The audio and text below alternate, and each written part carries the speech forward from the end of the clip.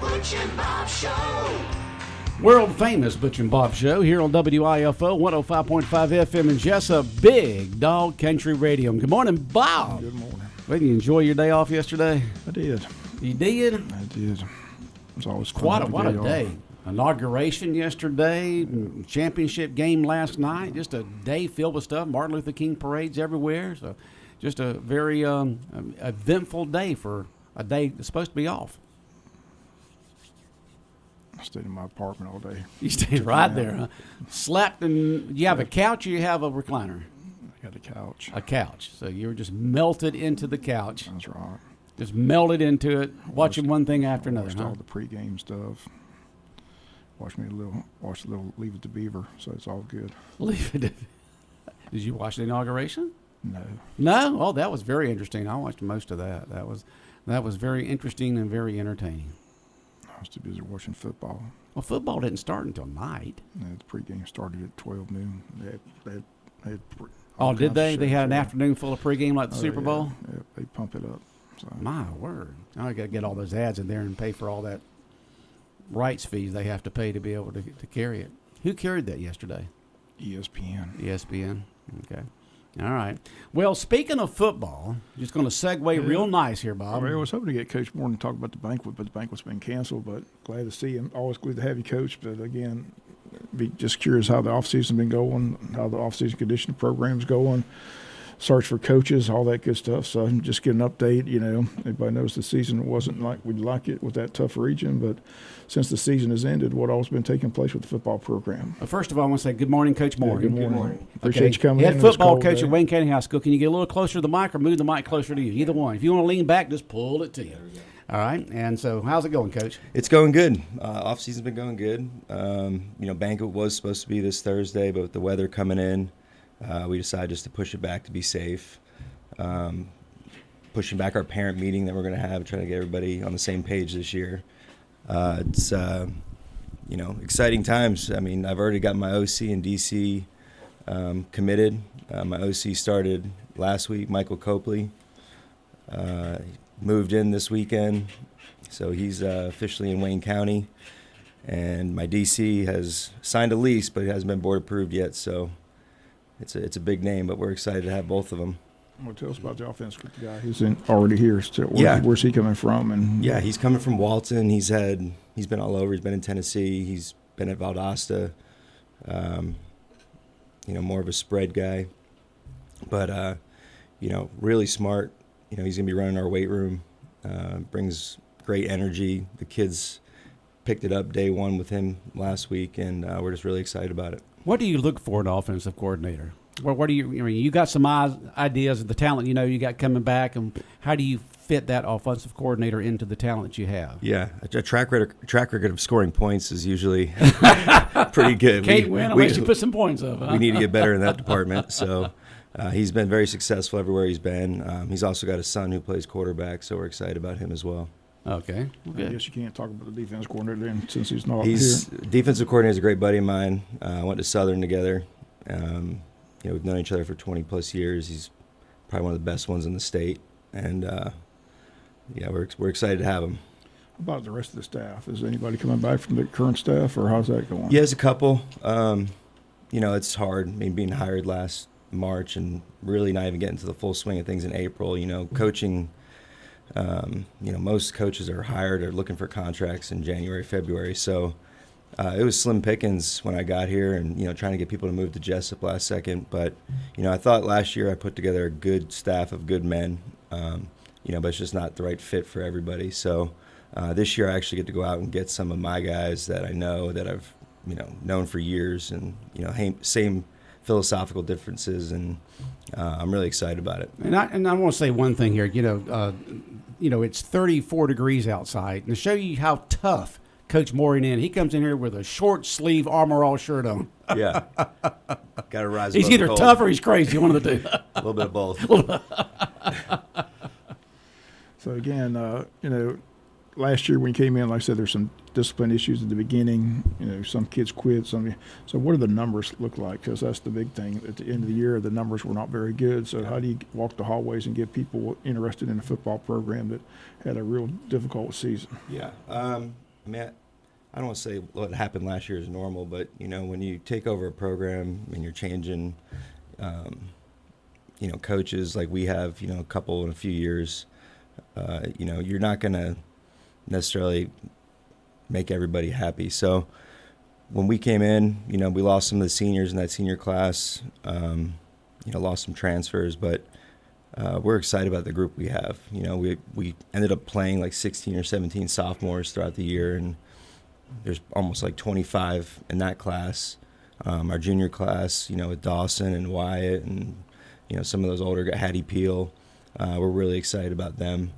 And then, you know, looking at our 8th grade football team from last year, you know, there's 37, 40 of those 8th graders that play football. So you talk about getting a big freshman class up, and there's some really talented kids in that class. So, you know, I think we're heading in the right direction, and all the kids are bought in. You know, they're working out.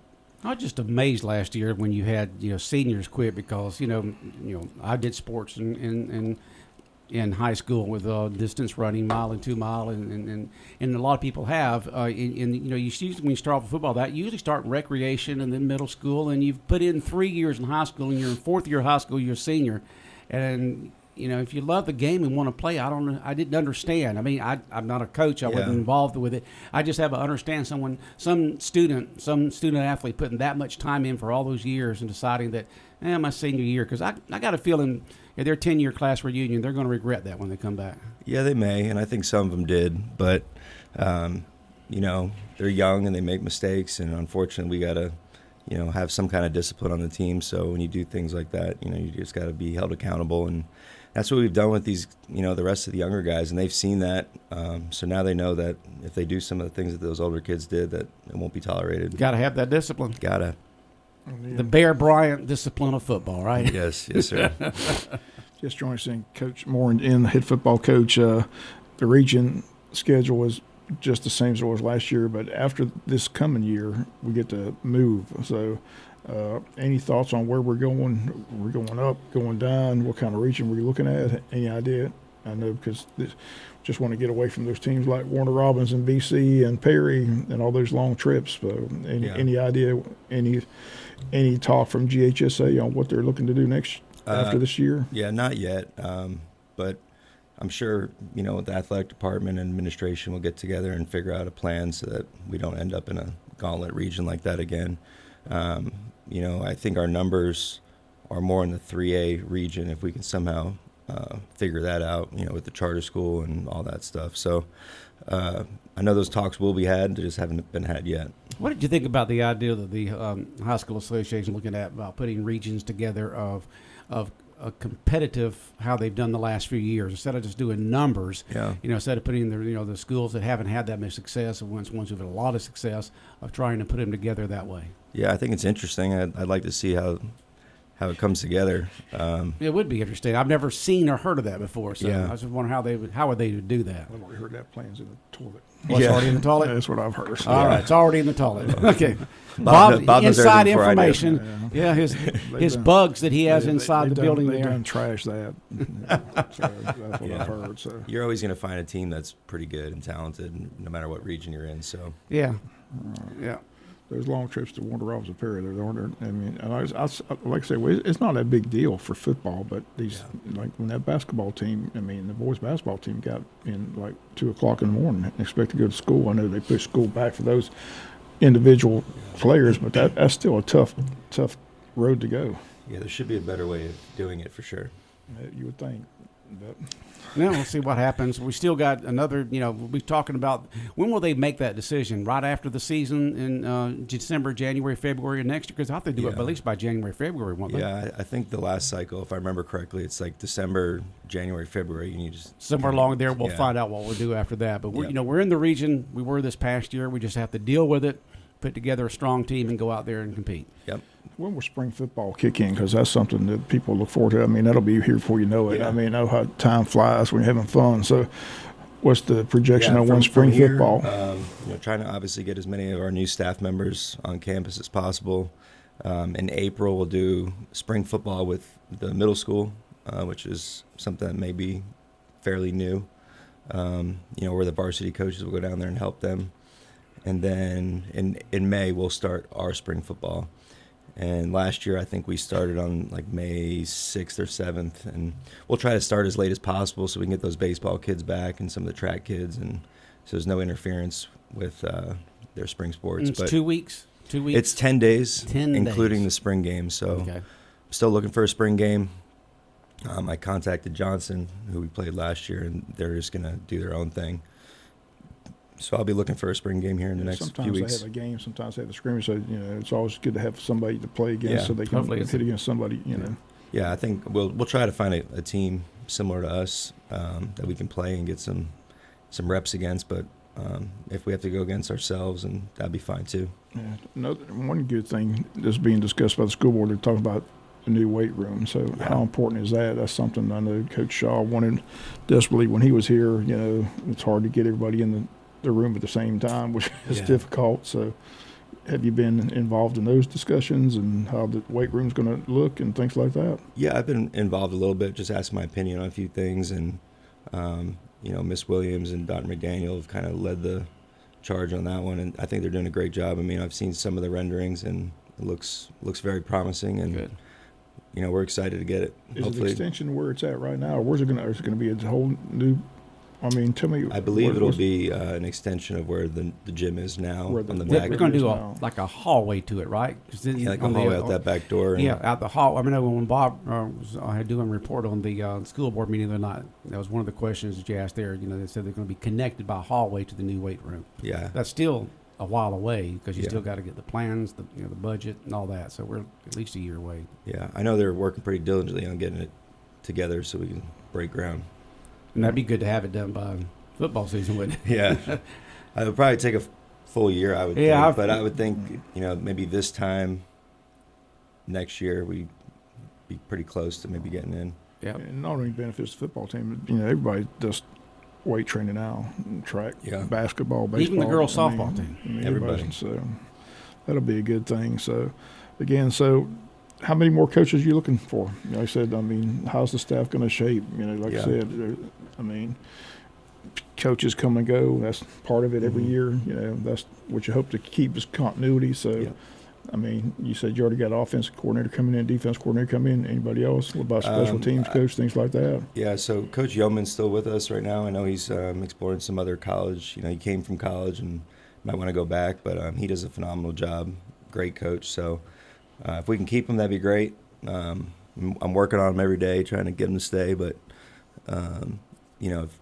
if he were to go, there's other coaches. I've got about a list of 6 or 7 that want to come down here. So it'll just be a matter of who's still wanting that, and obviously getting our offense and defensive coordinators involved, and people they know and have worked with in the past. I know our. So you do get input from the coordinators on coaches and so forth. Oh yeah, they're basically the head coach of offense and defense. So you want them to be able to work with who they want to work with, and I know Coach Krager is staying with me. That's my guy. He's been doing a great job, so he'll be on the defense. Coach Mira will still be back on the defense. Coach Yoder will be back on the offense. Those are just to name a few. Coach Jackson, our O-line coach, is going down to run the 8th grade program, which I'm really excited about that. I think he'll do a great job down there with those guys, and now he'll be more involved with the 8th graders coming up and working with us this off season. So there will be some continuity from the staff from last year. Yeah. That's definitely. good. So it won't be a total overhaul. No. Now the touchdown club, Bob, is doing their $100, $10,000 giveaway in the next couple of months, right? Right. It's usually the Saturday, or traditionally it's been the Saturday before the Super Bowl, but they pushed it back to March this year. So the tickets are on sale as we speak. They're $100 each, but the drawing, I believe, I don't have the date in front of me. I want to say March 21st. It's the date that comes, but it's going to be at Vans Lake House. So there's a new location, new date. So, but you still have time to get your tickets. They're on sale. See a Touchdown Club member, they've got tickets on sale. So that's a good fundraiser for the Touchdown Club and for the football team. Yeah, got to have that fundraiser It's for all the about Touchdown money. Club to get stuff for the football program. A lot of stuff they need, in addition to just meals that you have to have during the season. Exactly. We got to feed the boys. We got to get them some new gear. So any donations are would be great. And that's a chance to win $10,000, right, Bob? That's the grand prize. There's That's other the grand. prizes as well. But There's the $500 prizes, final- $1,500 prizes, $2,000 prizes. Right. Lots of money to be given away, so get your $100 ticket now. All right. So again, Coach, always good to see you. Appreciate you coming. Like I said, just was curious how things are going. Unfortunately, the banquet date is going to have to move. So Just gives me another reason to come back. That's right. Give you another reason to come back for that, and you have it hand out hardware at the banquet. So right now it's been canceled for this Thursday night. The touchdown, the football banquet's been postponed. Do we know when it's going to be? I'm probably going to look at some dates in early February. Just got to look at sports schedules. Right, I was and going to say, you got to look at schedules. auditoriums. Yeah, it's a lot of like that, right? a lot of things to cross-reference. Do you hold it there in the all-purpose area there? We'll Cafeteria? we'll do a little food in the cafeteria and then move to the auditorium if it's Okay. available. Maybe we'll just do it in the cafeteria. We'll see. All right. So are you planted in Jesup and Wayne County now? You feel some roots maybe growing down? What's going on, Coach? Roots are definitely being planted. I feel good, and landing these two coordinators this early in the cycle has me pretty fired up for next year, and I'm excited to get to work with them. All right. It all Good. kick off in spring. It'll be a little preview. Yeah. You mentioned the parent meeting. What all takes place at the parent meeting?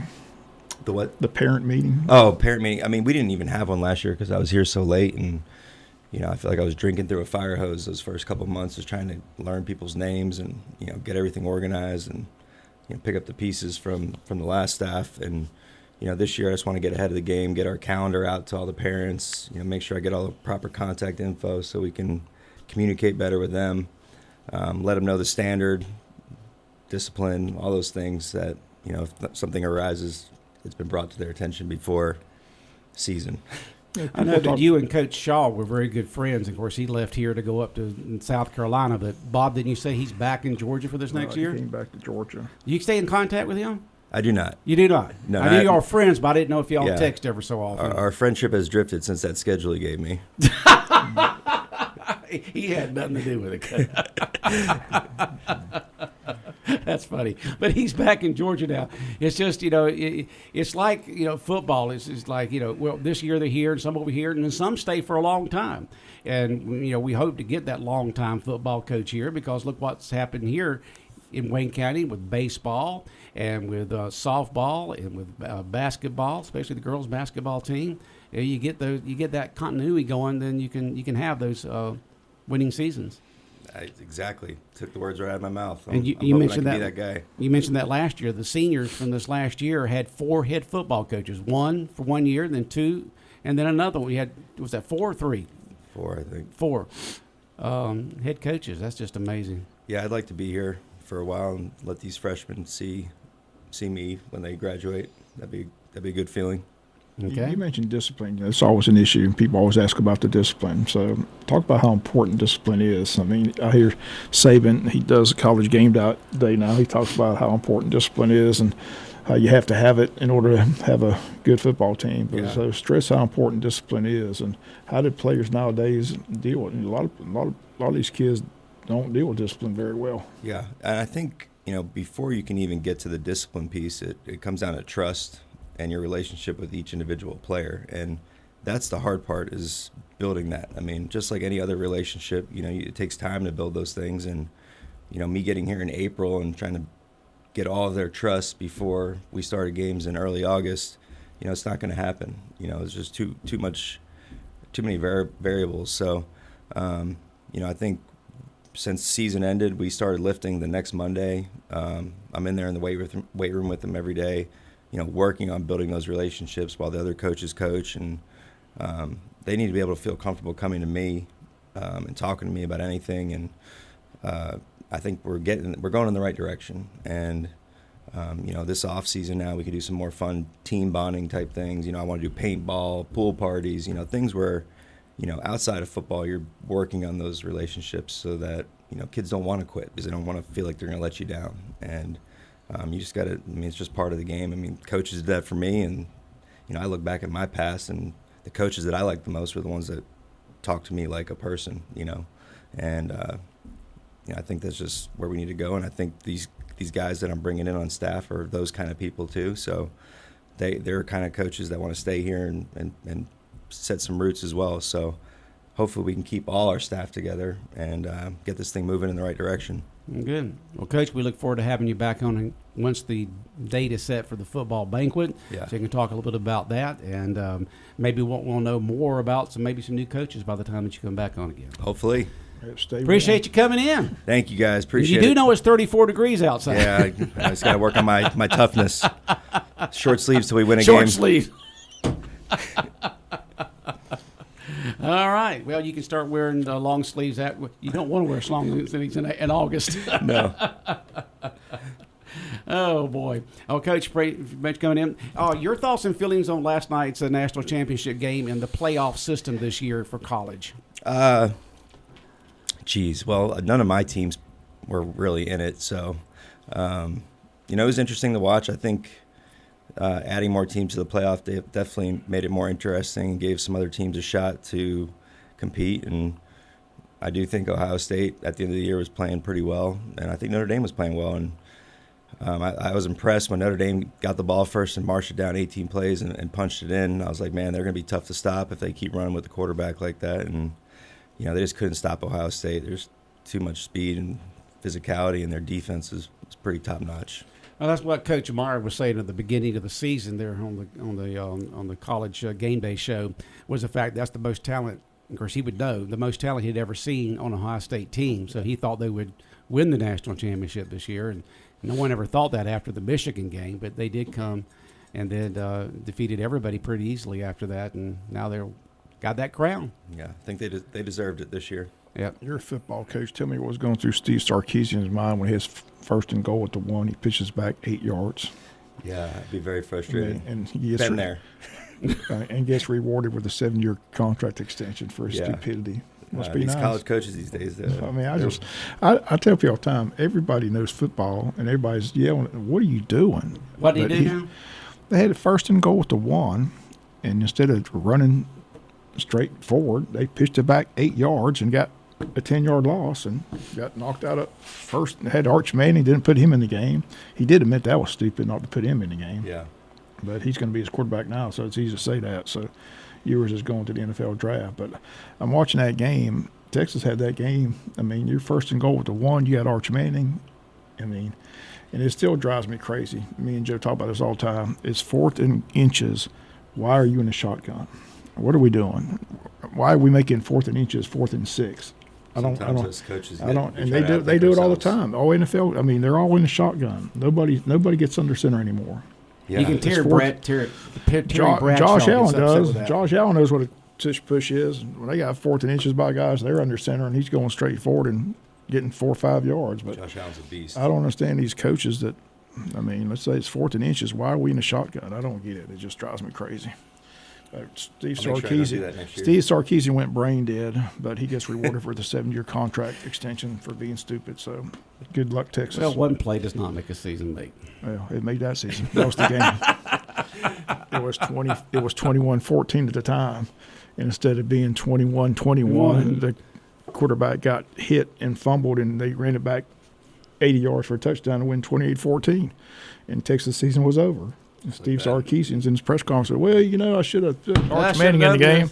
At least he admitted it like Dooley did back in our national championship game in 80. Still, well, I wouldn't have blitzed if none of this happened. He didn't explain why he pitched it back 8 yards. I mean, I don't get it. But So I guess sometimes you coaches think that you just know that the defense is not set up for that, so you do it anyway. Because Bob and I talk about this all the time. What were they thinking? When you're like, a few inches away from the goal line, you do something like that. What's going through a coach's mind when they make a decision that just seems brain dead afterwards? And what was Marcus Freeman thinking about kicking a field goal down by? I mean, what good was a field goal going to do?